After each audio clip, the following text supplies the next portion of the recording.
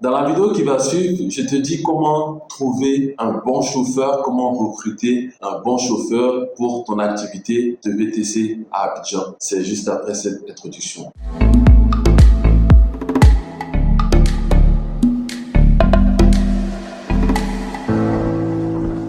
Bonjour, moi c'est Niepa Joël Anani, je suis un membre de la diaspora rentré au pays définitivement pour mener ses propres activités, pour surveiller ses propres activités, on dirait pour entreprendre. Sur cette chaîne créée depuis avril 2020, je partage avec toi beaucoup d'astuces sur des business, des bonnes adresses, des bonnes idées. Je fais également du coaching, de l'accompagnement pour toutes les personnes qui souhaitent se lancer en Afrique, précisément en Côte d'Ivoire. Donc, si c'est une thématique qui t'intéresse, c'est pas compliqué. Tu t'abonnes à cette chaîne, tu actives la cloche de notification de sorte à ce que chaque fois que je poste une vidéo, tu puisses être informé en exclusivité. J'ai débuté récemment une série de vidéos sur le business de VTC à Abidjan. Donc, on a pu voir pourquoi se lancer dans cette activité, lequel des deux systèmes, taxi ou VTC, choisir lorsqu'on veut se lancer dans le transport en général. On a vu ensuite comment bien choisir sa voiture, la meilleure voiture pour se lancer dans l'activité. Je te conseille de partir voir les autres vidéos puisque je vais faire une vidéo qui soit courte et concise basée sur l'essentiel. Donc, tu as fait ton choix de te lancer dans le VTC. Tu as choisi ton véhicule grâce à la vidéo que j'ai postée et grâce à d'autres conseils de d'autres sources que tu as pu avoir. Maintenant, il te faut trouver un bon chauffeur, un chauffeur qui va te permettre de rentabiliser ton activité le plus rapidement possible et le plus simplement possible. Je fais référence aux pannes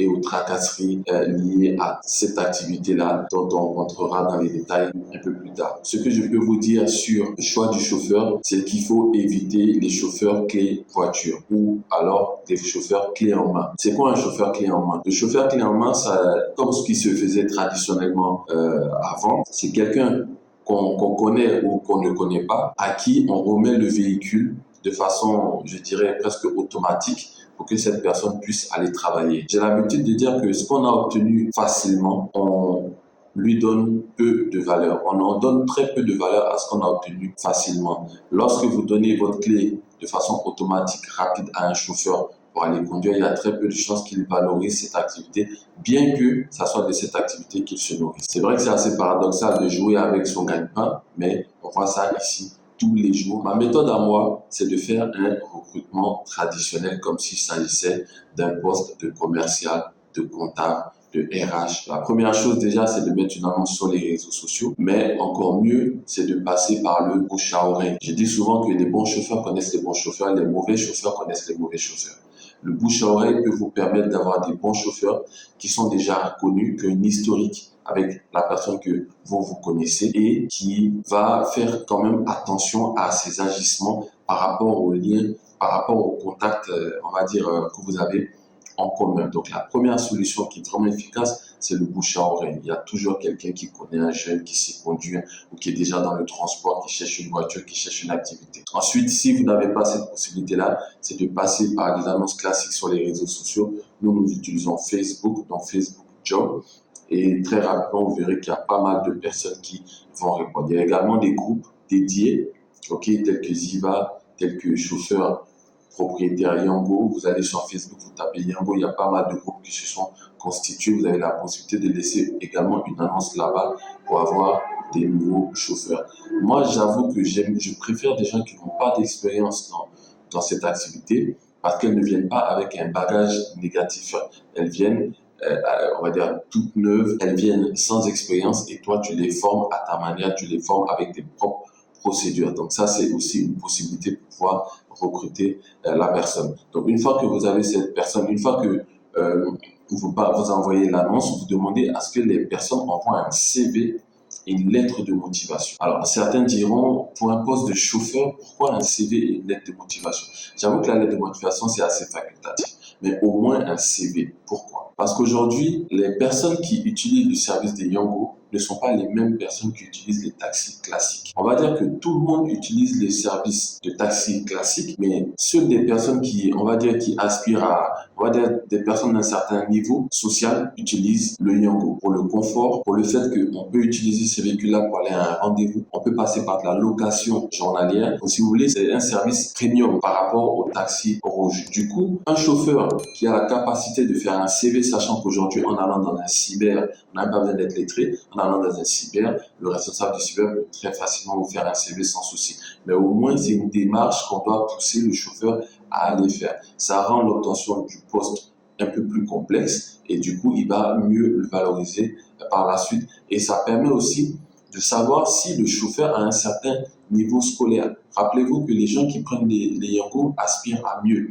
Très souvent, très souvent, ces personnes-là essaient d'engager la conversation avec le chauffeur. Si le chauffeur a un certain niveau scolaire, il saura leur répondre. Si le chauffeur a une certaine éducation, il saura leur répondre. Et du coup, ça va créer une bonne relation entre le chauffeur et le client qui peut déboucher sur des partenariats, qui peut déboucher sur des locations longue durée. Donc, on est toujours dans une logique de pouvoir perdurer la relation, contrairement aux taxi-compteurs qui, clairement, eux, prennent le client en charge, sont pressés de le déposer, ils payent leur argent et puis ils passent à autre chose ou ils passent à un autre client. Donc, avec le Yango, on essaie quand même d'offrir un certain niveau de service. Donc, voilà pourquoi je préfère que cette personne-là puisse savoir faire ou savoir faire un CV et évidemment, et éventuellement une lettre de motivation.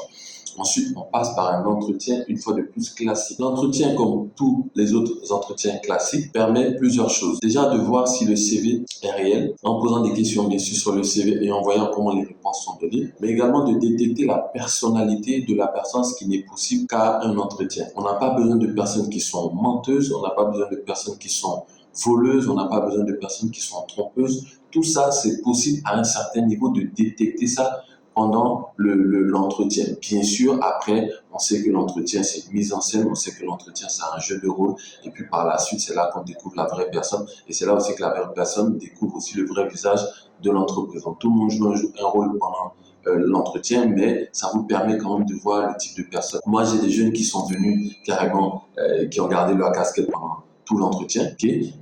Donc, j'ai un gérant, j'aurais pu simplement dire au gérant, écoute, ce jeune-là, donne-lui la clé qu'il a roulé, mais je fais les entretiens moi-même parce que je suis le porteur du projet, donc le plus concerné par la réussite de celui-ci, comme vous d'ailleurs. Donc, il y a des jeunes, par exemple, qui viennent et pendant l'entretien, le téléphone sonne une fois, deux fois, et le test que moi je leur fais souvent, c'est de leur proposer de décrocher, et il y en a qui décrochent. Et quand ils décrochent, le niveau de langage même qu'ils ont avec l'autre personne par téléphone peut vous donner quand même certains indices. Donc, pour moi, CV, lettre de motivation, entretien avec la personne, et puis, à la fin, un test. Déjà, je reviens rapidement sur l'entretien. Pendant l'entretien, il y a certaines questions qu'il faut poser, sur sa routine journalière, sur son rapport avec la voiture, et lui poser également certaines questions du code de la route pour voir son niveau de compréhension, parce qu'ici à Abidjan, il y a beaucoup de gens qui ont la main, qui ont un permis, mais qui n'ont même pas mis pied à l'auto-école, Donc, ça me permet également de voir son niveau à ce stade-là. Et puis, à la fin, un test sur le véhicule pour voir comment il conduit. En général, je passe toute une journée avec la personne à conduire pour voir son état de fatigue, pour qu'elle aussi elle puisse se retrouver dans différentes situations. Et puis, et quand la personne est vraiment bonne en conduite, je passe une demi-journée et puis je la libère. Il faut surtout pas oublier également à l'entretien de récupérer le permis et la pièce d'identité du chauffeur. Ça, c'est pour pouvoir vous défendre demain en cas de problème, en cas de litige. Sur la plateforme, on a déjà lu des expériences où le chauffeur est parti renverser quelqu'un et carrément est porté disparu. Des fois, les véhicules sont utilisés pour faire des délits, pour commettre des délits, pour faire des braquages.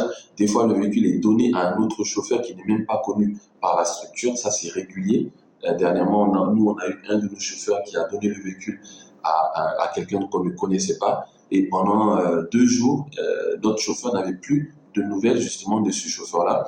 Nous avons été obligés de tracer le véhicule grâce à un GPS Je vous dirai également dans une autre vidéo comment sécuriser votre activité. Vous êtes obligé de tracer le véhicule par un GPS et le GPS et la voiture a été retrouvée carrément dans un fumoir à Anono, je crois. Ça, c'est des choses qui arrivent tous les jours. Voilà pourquoi nous déconseillons aux personnes qui sont de la diaspora d'investir dans cette activité à distance. Nous déconseillons également aux locaux qui n'ont pas le temps de surveiller leur véhicule d'investir dans cette activité. Au mieux, vous trouvez une structure, il y en a dans la place, il y en a à Abidjan. Nous également, nous faisons ça, une structure de gestion de taxi clé en main. Et vous mettez un véhicule en circulation et cette structure gère pour vous avec une rente fixe mensuelle. Vous êtes tranquille, toutes les pannes, tous les encaissements, tous les mauvais chauffeurs, toutes les tracasseries, vous êtes dégagé de ça.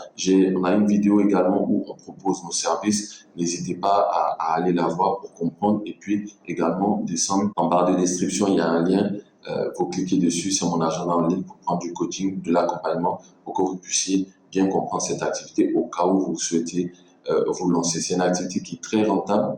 Ok, nous, notre plan de financement clé en main, on est à peu près entre 12 et 15% de rentabilité annuelle. Après, si vous le faites vous-même, c'est évident que vous gagnez plus, mais vous récupérez toutes les tracasseries derrière et ce que vous n'avez pas forcément le temps ou ce que vous n'avez pas forcément envie de faire. Voilà, donc c'était une courte vidéo pour vous donner quelques astuces sur comment recruter un chauffeur. Si vous voulez aller beaucoup plus loin, parce que évidemment, j'ai pas pu détailler ici, si vous voulez aller beaucoup plus loin, si vous voulez mieux comprendre, si vous vous apprêtez à vous lancer dans l'activité, posez-moi vos questions en commentaire et puis éventuellement, je vous répondrai. Sinon, vous prenez du temps de coaching et puis on se voit pour aller en profondeur. C'était Niepa Joël Anani pour la chaîne Assise du pays.